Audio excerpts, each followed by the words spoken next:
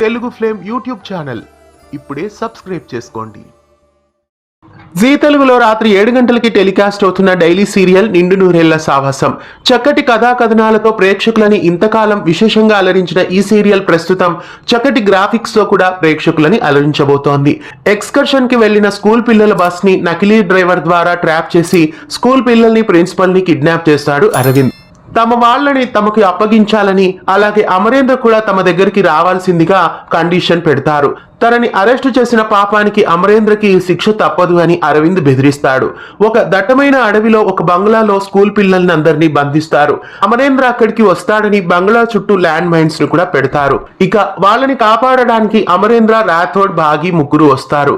అయితే check post దగ్గర Amarendra bus ని పట్టుకోలేకపోతాడు. ఆ తర్వాత అడవిలోకి వాళ్ళు వెళ్లిపోయారన్న నిజం తెలుసుకుంటారు.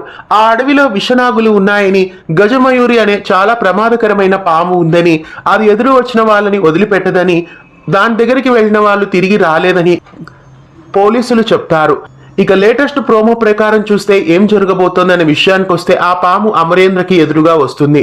అమరేంద్రని ఒక్కసారిగా దాడి చేయబోతుంది. దాంతో అమరేంద్ర ఆ నాగుకి ఎదురు తిరిగి తలపడతాడు. మొత్తానికి అమరేంద్ర గజమయూరితో తలపడి దాన్ని ఎలా మట్టుపెట్టనున్నాడు, ఆ తర్వాత బంధించిన పిల్లల్ని అరవింద్ బారి నుండి ఎలా సేఫ్ గా బయటకు తీసుకురాబోతున్నాడు, ఈ మిషన్ లో అమరేంద్ర మొత్తానికి ఎలా సక్సెస్ ని సాధించబోతున్నాడో ఆసక్తికరమైన స్క్రీన్ ప్లే ని రాత్రి 7 గంటలకి రాబోయే ఎపిసోడ్స్ లో నిండు నూరేళ్ల సావాసంను జీ తెలుగులో మిస్ కాకుండా చూడండి. చక్కటి గ్రాఫిక్స్ తో నిండు నూరేళ్ల సావాసం సీరియల్ ప్రేక్షకులని విశేషంగా అలరించడానికి వస్తున్న ఈ ఆసక్తికరమైన ఎపిసోడ్స్ మీకెలా అనిపిస్తున్నాయి కామెంట్స్ లో తెలియజేయండి.